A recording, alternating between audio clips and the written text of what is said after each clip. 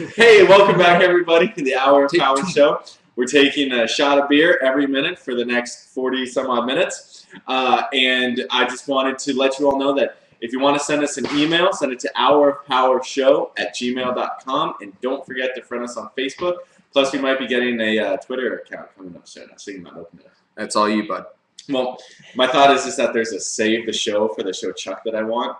And so what they're doing is every time there's a commercial comes on during the show, everyone who's on this thing is sending a text message. Like, so Tide is sponsoring them. They send a text message to Tide, hey, thanks for sponsoring Chuck. We love you. We're going to buy your product. And it's like they get all these Twitter messages from there saying we love their product, and they're going to try to save their show that way. We have a question from a viewer. Do you think the Niners will make a move to get an early pick next year for Andrew Luck? I think if they're close enough that they will. I mean, we'll see. Obviously, if they're going to be close enough, the quarterback situation is still shitty. Alex Smith will determine isn't the answer. And so they will probably, if they're within a couple picks, between 2 and 5, I could see them moving up for the #1 pick. However, Andrew Luck could get Jake Locker syndrome and, horribly regress all down to the board. So you never know what's going to happen. But if things stay the way they are, I could easily see them trying to make a move, packaging their first-round pick for that year and a first-round pick for next year to get Andrew Luck because, he'll probably be worth it. I agree, and I think they're going into this draft thinking that cornerback is their biggest need. And so let's say Prince Amukamara and Patrick Peterson are both off the board. I think that they might decide that they could move down. They could move down, maybe get a couple and have some ammunition so that they can move up next year. That's very true. All right. But we're not dealing with trades in our mock draft. Even though they probably will happen. Oh, yeah. All right. So next up, we've got #4 pick by the Cincinnati Bengals. I think the Cincinnati Bengals, Cincinnati, realize that Carson Palmer is not coming back. He's going to retire unless he gets traded, and he's probably not going to get traded. So Carson Palmer's days are over as a Bengal. They're going to need to find his replacement. Jordan Palmer is not the answer. So I can easily see them going for Blaine Gabbert here, the best quarterback left on the board, if they think that he's high enough. Otherwise, if they think that they can still grab somebody in the second round, perhaps, if they like Christian Ponder or Colin Kaepernick, something like that, then they'll wait. But I think they do go after Blaine Gabbert here. The other guy is the guy from TCU that everyone's talking about, and I forgot his name at the moment. Andy Dalton, and apparently he can go as high as 15 to the Dolphins. I mean, he's shooting up draft boards right now. So wow, they were talking about him, and I mean, he could be second round or 15. That's kind of crazy. Yeah, Peter King's been saying that he thinks he can go anywhere between 15 and 45. So it'll be tough to say. All right, Matthew. Next up, we've got the Arizona Cardinals. Yes. All right, Arizona. I think. Oh, okay. Should I do my McShay again? Or do you think that they're gonna go with the best available? They got a lot of needs. They're gonna probably try to go for a quarterback later on in the draft. I think they're gonna go with the best available, which right now is Von Miller from Texas A&M. They need help on that defense, and they're gonna go that way. That's what I'm thinking. And I'm Kuiper's loved all. All right, I love that pick there. This is a great pick for the Cardinals. They run the 3-4. Von Miller is, the second best prospect in this draft board. In mine, I had him going #3 to the Bills, but if he's still there, the Cardinals are going to eat him up right away. So great pick. Yeah, I agree. I think they're going to be really happy, really lucky if he drops that far, which he might not. Right. All right, so now we move on to #6, the Cleveland Browns. So far we've got Marcel Darius, Cam Newton, Patrick Peterson, Blaine Gabbert, and Von Miller off the board. So actually my top 5 are all gone. We just mixed the order. So that leaves my #6 original pick, which is A.J. Green, going to the Cleveland Browns. They need a dynamic playmaker on their offense. They don't have anybody. Brian Robisky is constantly hurt. They trade away Kellen Winslow and Braylon Edwards, yes. Braylon Edwards likes to nuzzle me. So they definitely have to go after Green, who's the most pro-ready receiver in the draft this year. I think that's a great pick. They do need it, and I think they're in a perfect position to get that. And so that's probably who they're going to take. Right.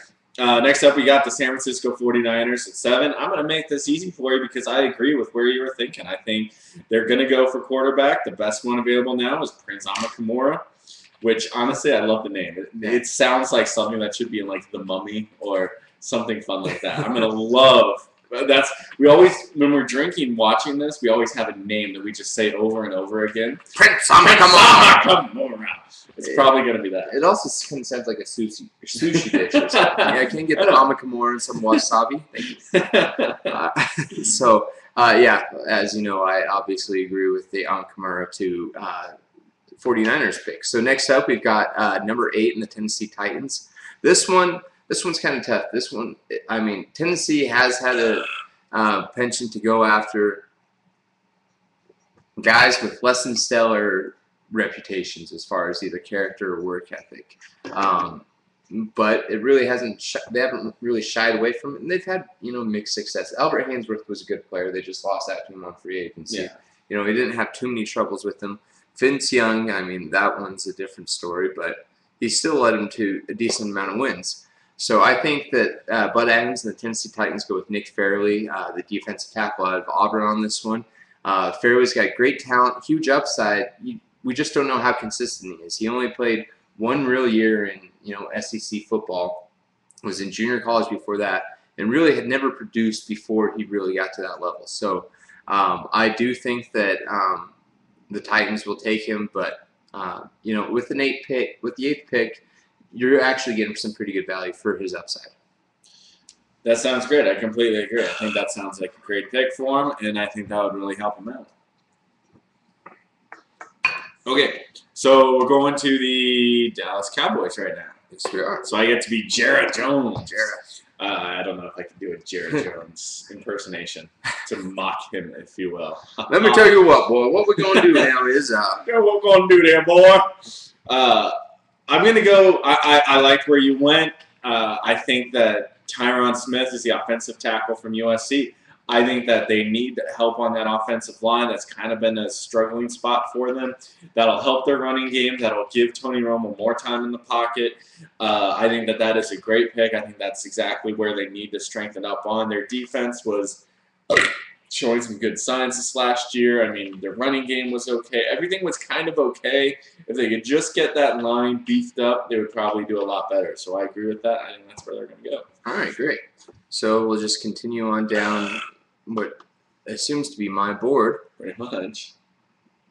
All right, so next up, we've got the Washington Redskins. The Washington Redskins really need somebody for whoever's going to succeed Donovan McNabb to pass to.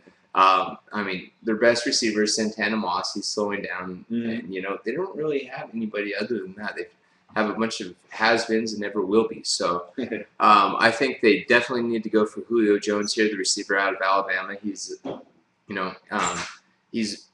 ran a 4.39 on a broken foot. He had that cracked arch or whatever it was during the combine. Very physical, loves to block, does all the nitty-gritty stuff that most receivers don't like to do. The only problem is that his hands are issues sometimes. So it's, maybe he lacks concentration every once in a while, but still he's a great talent that can probably help out the Redskins. So I think they should go for that. Hands are too small, smell like cabbage. I knew there were carny folks around. I'm actually going to disagree on that one. I think that they do need help on the wide receiver, but I think that they might go after someone for their defensive line because their defense is pretty good, and if they could just get one more person to really complete that, then that could take the pressure off of the offense. And he's like one of the 2 elite wide receivers in this draft, but there's some other guys that they could go after that could be good fillers. So if the draft turns out like this, I think they'll probably exactly. They got all those Boise State guys out there. But anyways, you're the Washington Redskins. You get to take that. I almost said Wedskins. Wedskins. Wedskins. And the Wabbits and the Buccaneers inside my fucking head. It's like I'm 10 years old again. Okay. All right. Let's see here. So, Matthew, you are now picking for the Houston Texans, who I wouldn't be surprised if they traded up in front of the Niners to pick Amukamara, by the way. I'm just throwing that one out there. Yeah, they definitely need. They're going to go with defense no matter where they go. Okay. Hold on. See, Ridley prepared himself for this one, and I did not prepare myself as well. With a migraine, nonetheless. I know, with a migraine. That's pretty crazy. All right, I'm going to go with what other people said besides you. No, I said it. Oh, yeah, you said it too. Okay. I don't even have insider. I know. All right, so the next best defensive end, the next person on the board actually is Robert Quinn from North Carolina. The insiders on ESPN give him a grade of 96. Which the top person is only 97, so he's very good. I think that the Texans definitely need help on defense. I think they're going to take the best defensive player that's left on the board because they need help everywhere. So who's ever the best defender on the board, they're going to take him. Right now, that's Robert Quinn, so I'm going to completely agree with that and say they're going to go with him. All right.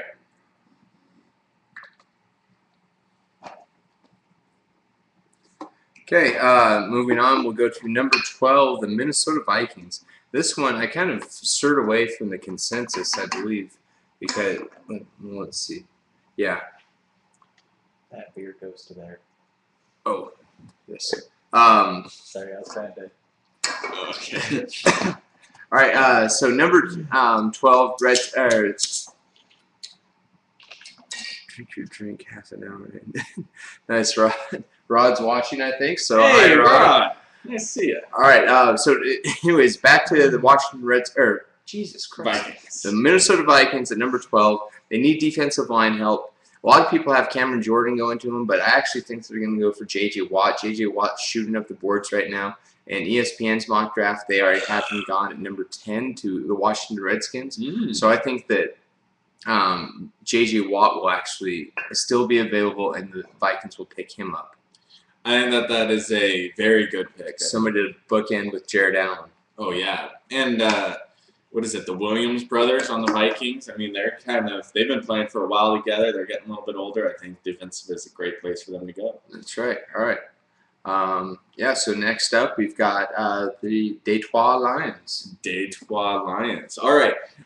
So the Detroit Lions have, they're a team that's getting a lot better. They've been struggling recently, but they're moving up. They're getting a lot better.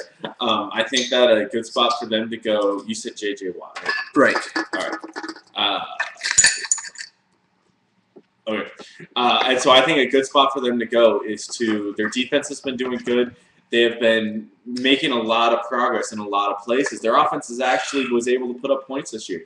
Let's get them some more some more defensive help. So Daquan Bowers is still out there, right? Right. Yeah. So Daquan Bowers is still out there. So we're going to go with him. He's the defensive end from Clemson. I think that he will get into their system. He'll be able to pound it out. And the better the defense, the